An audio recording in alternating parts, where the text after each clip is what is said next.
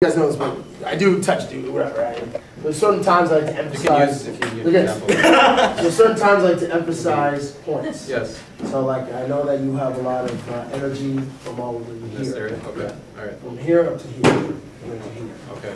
And is it the same on every person? Or?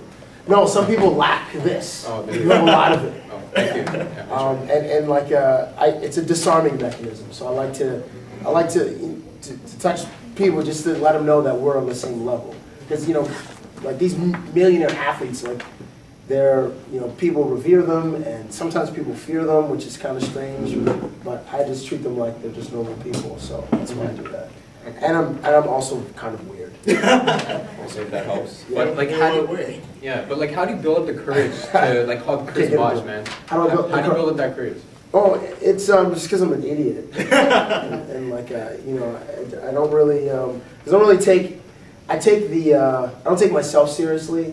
I take the job seriously, but like in me not taking myself seriously, I'll do stuff like I'll hug him, or I'll give Kobe Bryant pajamas, and I'll just do really like kind of break sacred trust, like I drank out of the Stanley Cup, which I wasn't supposed to do because I didn't play a single second of hockey to earn that right. No, I don't think he cares. He's got a league to worry about than my podcast. So how the hell a guy like you get a show on the air? I got a lot of tapes on people, dude. Oh, when I was an intern, when I was an intern at the Score, I used to walk around with a video camera. It's like, I'm just doing a documentary. And that's how you used it. Yeah. Okay. Yeah, that's what I got, and I still have the tapes.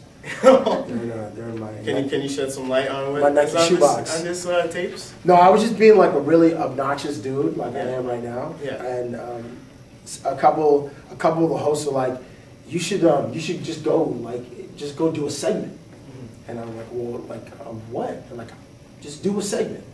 So after a couple of weeks of like, go do it, encouraging me, then I met a guy at work who just finished film school at York. His name's Brian, and he had like a camera, like something a little bit bigger than what you're using, just like an XL one, but a small, like I had a camera. And then I was like, "You want to go try this thing?" He's like, "Sure." So there was no there was no guideline. It was just a segment.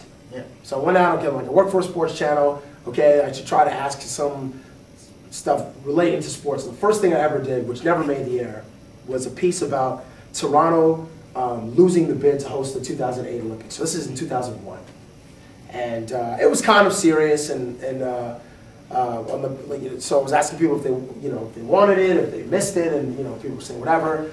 And then so I got an editor to cut it, and then I showed the boss. He's like, "Okay, this is all right. Go do another one." So I did another one about people. National anthems? Yes, about singing the national anthem. This is the first one that ever made the air. So in the episode, at the end, I'm singing the national anthem, getting various people to sing the national anthem, and then at the end, I was singing to a baby. Yeah, and I started crying. The baby cried. Oh, yeah. That's what you call my man D told me. Yeah. I made the baby cry. So my boss was like, "Okay, this is all right." I said, "Can we start airing them?" And he's like, "Sure." So they were buried at first, like Sunday nights at midnight. Like no one. People in maybe BC started watching, or in like Alberta, because they're it's a normal viewing time for them. But I used to call my friends like, "Hey, can you watch this? Stay up and watch this segment and see what you think." And they sucked for like 8 months. They're terrible. But like for some reason, my boss was like, he saw something in the future that this could maybe grow, and thankfully, rough kind of thing. Maybe real rough though, real like. And I was thankful that just random people started emailing the Score like, "Hey," or at that time Headline Sports like, "Hey, this segment doesn't suck that bad. Like, who is this dude?" Yeah. And it kind of grew from there. And then it went to a different time slot, and now it just grew, and I'm just annoying people kind of on a bigger scale. Okay. Yeah. So for these segments, you tend to do personal questions, but you don't do them in like conventional way. Right. So how do you come up with these? Like, is it an improv? Like, how do you come up? Well, we have so I'll go in my lab, and Dave, my producer, Dave is great. I have a great producing partner or team, and he gets more girls than I do. Which sucks. So Dave will go in his lab and I'll go in my lab. He'll have like he'll just brainstorm and I'll brainstorm, and then Dave will come out with like 25 questions and I'll have like 5. And I'll be like, okay, no, Dave, okay, you're 25 better than my 5. So I'll just like pick and choose the ones I want to do. So normally we have a segment, I'll ask 2 questions, only 2. Because I know that I can ad-lib and just feed off whatever the guy gives me and just make it longer. So normally the interviews are probably 2 minutes. If it's more than 2 minutes, it's probably pretty long with each particular athlete. And we generally go for like 5 to 7 athletes apiece because you want to get everybody in and have some other stuff. So that's kind of how it comes up. And I just when a guy has a low energy, I get more animated to compensate for what he's giving me, so I can just at least get a laugh or something out of the dude. And if the dude's already amped, then I'll play, I'll try to play more the straight guy so that he can have sort of the funnier moments. Okay. So does that mean Cabbie that we see on TV, is that different? Is that shtick? Is that different from you? No, I'm still the idiot. Like, I may not be as animated all the time. And it's funny, like when I meet people in real life, like they want me to, hey, like I have dudes like touching me, as you mentioned off the top, like doing this kind of stuff, which is fine. I mean, I had the dude tell me the other day, oh, I like your show. You're fatter in real life. I was like, thanks, dude, thanks. It's awesome. You can check out and you can take it. Right, yeah, because I'm pretty much the same dude. Yeah. So I can, people just, say whatever to me, which is totally fine, as long as they don't like try to fight me, or if they don't try to interrupt the girl that I'm talking to, then I'm okay. Yeah, exactly. That's interesting. Like, has your style though ever backfired on you? Oh yeah. Like big time? Yeah, one time, there have been some people that walked away. Like, I'll tell you, we were in Phoenix once, and I was doing a thing on what happens on the plane, on the team charter. Dudes are playing cards, and our dudes, like what do dudes do if you're flying from Phoenix to, say, Boston, which is probably a 4-hour flight, like what are guys doing?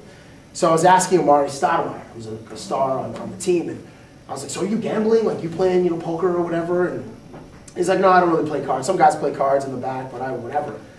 And I kept going on that same angle. And he was like, and then he just walked away.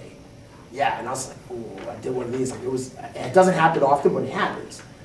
And then he walked away. He was kind of salty about it. And then I was just like, it's probably time to get out of here. So it happens.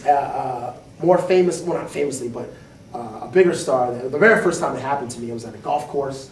And I was touching Mario Lemieux, and Mario Lemieux didn't know how to handle me because I'm sure he's never met a person kind of like me. Like anyone knows how, really. Right. So Mario Lemieux, he's like, after one question, he's like, all right, man, and he walked away. And then he kind of said something to my producer. He's like, I'm done with that one. And then Ty Domi was standing there, and he's like, "Oh boy, did he blow you off?" I'm like, "Yeah, he did." Yeah. And I just took it, but it happens. My style is definitely not for everyone. So how do you try to fix something, especially if someone doesn't respond right away? Sometimes if it's going down in flames, you just strap up, like okay, just take that one down, or you try to rebound. When the dude walks away, there's nothing to do about it. Like that's the end. That's the jam is done. But sometimes when guys aren't really feeling it, I'll try to push as far as I feel like. I'll push them as far as I think that they will, until it becomes like really uncomfortable. Then I'm like, okay, well, thanks, man. I just know that sometimes you can't win, and sometimes just dudes are just in bad moods and they're not really feeling it. But when it's like the opposite, when dudes are feeling it, it's awesome. Like it's a great feeling when you get to vibe with these dudes that don't normally show that kind of a personality. That side of the personality.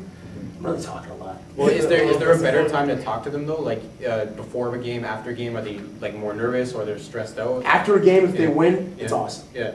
I never go in the losers' locker room, dressing room ever, because my style has a time and place. Normally, when I do these interviews, it's in the morning. So in basketball, every team has a morning shoot around from either 11 to 12 or 10 to 11. So after shoot around, dudes are pretty loose. At the end of practice, dudes are shooting half-court shots and shooting 3-pointers for money and stuff. So I'm like, all right, 500. Like dudes are like really betting that money and they keep totals.